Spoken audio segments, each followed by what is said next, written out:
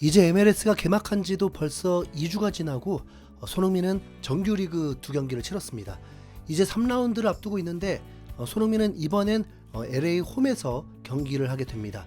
LAFC를 상대할 팀은 달라스입니다. 손흥민은 이미 달라스와 경기를 치러봤고 당시에 프리킥 골맛까지 보게 되었습니다. 달라스는 지난 시즌 7위를 한 팀입니다. MLS에서 중위권 정도를 유지하는 팀이라고 보면 됩니다. 이번에 2경기를 치르면서 2경기 모두 홈에서 치르게 되었는데 DMD 사커라는 팀과 무승부였고 토론토와의 두 번째 경기에서는 3대2로 승리하면서 1승 1무를 기록 중입니다. LAFC도 달라스를 상대했을 때 손흥민의 프리킥 골이 나왔음에도 실점하면서 1대1 무승부를 기록했죠. 하지만 전반기에 LAFC는 홈에서 2대0으로 깔끔한 승리를 했습니다. 오르다스가 골을 넣고 부안가가 페널티킥 골을 넣었다고 합니다. 특별히 경기할 선수라면 무사라는 선수가 있는데 크로아티아 출신으로 지정 선수로서 2시즌 연속 15골 이상을 넣었습니다. 결정력이 좋다고 하네요. 네. LAFC가 실점 관리를 굉장히 잘하고 있는 만큼 이번에도 무실점이 되고 손흥민의 대활약이 이어지면 좋겠습니다. LAFC는 결국 개막 1주차부터 랭킹 1위, 이번 2주차까지도 LAFC가 파워랭킹 1위로 부동의 우승후보 1위로 평가받고 있습니다. MLS 사무국은 2주차 파워랭킹을 발표하면서 전반전 막판에 휴스턴 선수가 한 명 퇴장당하며 경기는 이미 끝난 것처럼 느껴졌다. 마크 델가도는 이런 상황에 인정사정 없이 공을 후려쳤다. 후반전 중반에 휴스턴 선수 한 명이 더 퇴장당하면서 이 경기는 진짜 끝났다. 하지만 유스타키오는 여기서 그치지 않고 휴스턴을 다시 한번 더 거세게 걷어찼다라면서 손흥민이 유도해낸 2장의 레드카드가 휴스턴을 완전히 무너뜨렸다고 전했습니다. 이 퇴장당한 선수들은 당시 경기장을 떠나지 않아서 벌금까지 받았다는 공식 발표도 있었습니다. 휴스턴전 2개의 득점 역시 모두 손흥민의 어시스트로 비롯된 골이라서 손흥민의 이름은 없지만 사실상 손흥민의 활약이 휴스턴전 승리를 이끌었다고 볼 수 있죠. 이어지는 2위부터 4위까지는 지난 1주차와 아예 변동이 없습니다. 2위 인터 마이애미, 3위 밴쿠버 화이트캡스, 그리고 4위 샌디에고 FC까지 LAFC를 포함한 이렇게 4팀이 이번 시즌 MLS의 강력한 우승 후보라고 보면 될 것 같은데요. 또 다른 매체인 ESPN의 파워랭킹을 봐도 상위권 4팀은 똑같이 이 4팀입니다. 다만 그 순위가 조금 다른데요. 1위는 손흥민의 LAFC로 변함없습니다. 마이애미와의 개막전 승리로 우승 도전을 선언한 LAFC는 휴스턴 원정에서 2대0으로 승리하며 또 승점 3점을 획득했다. 델가도와 유스타키오의 장거리 슈팅에 힘입어 LAFC는 상대를 이길 수 있는 다양한 방법을 보여줬다라면서 1위 자리를 지킬만 하다고 평가했죠. 그 뒤에 2위부터 4위의 순서가 MLS 사무국이 선정한 순서랑은 좀 다른데 ESPN 선정 파워랭킹 2위는 밴쿠버 화이트캡스, 3위가 샌디에고, 4위가 인터 마이애미입니다. 전반적으로 서부 컨퍼런스가 강세라는 건 많은 매체들이 공통적으로 동의하는 것 같고 이 4팀이 우승 후보라는 것도 비슷합니다. 근데 참 이상하죠. 현재 MLS 순위표를 보면요, 샌디에고가 1위, LAFC는 3위, 밴쿠버는 4위입니다. 심지어 마이애미는 저기 밑에 18위로 동서부 통합 순위로 보면 샌디에고가 가장 강하다고 봐야 합니다. 물론 당연히 겨우 2경기밖에 안 했기 때문에 순위표를 100% 믿을 순 없지만 그래도 이건 차이가 너무 심하잖아요. 어쨌든 샌디에고는 지난 시즌에도 정규 시즌 1위를 했던 팀입니다. 그런데 왜 파워랭킹에서 LAFC에게 이렇게 밀리는지는 잘 모르실 분도 있을 겁니다. 일단 이번에 찾아보면서 알게 된 건데 샌디에고는 지난 시즌이 MLS에 참여했던 첫 시즌인 신생팀이었습니다. 2023년에 팀이 창단되고 정식 리그 합류는 2025년부터였으니까 이제 2년차가 된 완전 새내기 팀이었던 거죠.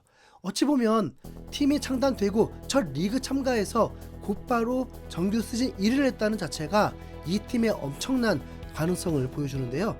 게다가 신입생인 드레이어 역시 엄청난 퍼포먼스로 두각을 드러내면서 리그 2년차 만에 우승 후보 탑 4 안에 드는 매우 높은 평가를 받고 있습니다. 참고로 작년 신인상을 받은 드레이어는 올해 첫 리그 2경기에서 1득점 3도움으로 도움 순위에서 손흥민과 함께 공동 1위입니다. 물론 개막 후 상대한 팀들이 몬트리올, 세인트루이스 같이 강팀은 아니라서 숫자만 보고 판단할 수 있는 건 아닙니다. 하지만 어쨌든 작년에 신인상을 받은 활약이 그저 우연은 아니었다는 증거죠. 샌디에고는 신생팀이지만 구단 가치가 그래도 최대 8억 달러에 육박했는데 이건 밴쿠버보다도 더 높습니다. 스포티코라는 매체가 조사한 결과로는 샌디에고 구단 가치가 7억 6,500만 달러로 MLS 전체에서 10위였고 경제 전문지인 포브스의 평가로는 7억 9,500만 달러로 조금 높았습니다. 한화로 1조 1,700억 원 수준이라고 보면 됩니다.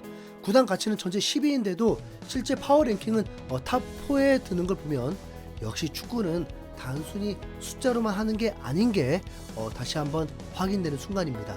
참고로 프리미어리그 구단들의 가치를 보면요, 빅6는 너무 크니까 비교할 수가 없고 뉴캐슬이 1조 5천억 원에 육박하고 아스톤빌라가 1조 3, 4천억 원, 브라이튼이 1조 2천억 원대, 풀럼이 1조 2천억 원대라고 보면 됩니다. 그러니까 구단 가치로만 따지면 샌디에고는 프리미어리그의 브라이튼, 풀럼 수준은 돼요. 네. MLS 탑4 팀 중에는 밴쿠버의 구단 가치가 가장 낮은 4억 5천만 달러 수준인데 이건 아무래도 밴쿠버가 미국이 아니라 캐나다를 연고지로 해서 그런 듯합니다. 미국과 캐나다의 경제 규모 차이가 있잖아요. 네. 그리고 LAFC와 마이애미를 넘어오면 구단 가치는 배로 뜁니다. 메시의 인터 마이애미가 14억 5천만 달러, 손흥민의 LAFC가 14억 달러로 비슷한 1, 2위입니다. 한화로 환산하면 LAFC 구단 가치는 2조하고도 676억 원 정도이고 인터 마이애미는 2조 1,400억 원이 넘습니다. 이러면 이 팀은 프리미어리그 빅6의 바로 다음 수준은 되는 팀입니다. 빅6 팀들은 모두 구단 가치가 한 5조는 되다 보니까 그걸 따라잡을 수는 없을 것 같고 빅6 다음으로 높은 뉴캐슬, wolverhampton 이런 팀들은 이미 다 넘은 거예요. 네. MLS를 더 이상 만만하게 보면 안 되는 이유입니다. LAFC가 어쨌든 가장 비싼 구단이라면 그에 맞게 성적도 나와야 할 텐데요. 지난 시즌에 LAFC는 샌디에고를 상대로 2경기 모두 패배했습니다. 한 경기는 손흥민이 출전한 경기였는데도 패배를 당했죠. 그리고 밴쿠버 화이트캐슬와도 1무 1패였습니다. 그럼 바로 답이 나오죠. LAFC가 우승하기 위해서는 이 샌디에고와 밴쿠버의 맞대결에서 승리를 챙겨야만 리그 우승과 더불어 더 높은 곳까지 오를 수 있다는 계산입니다.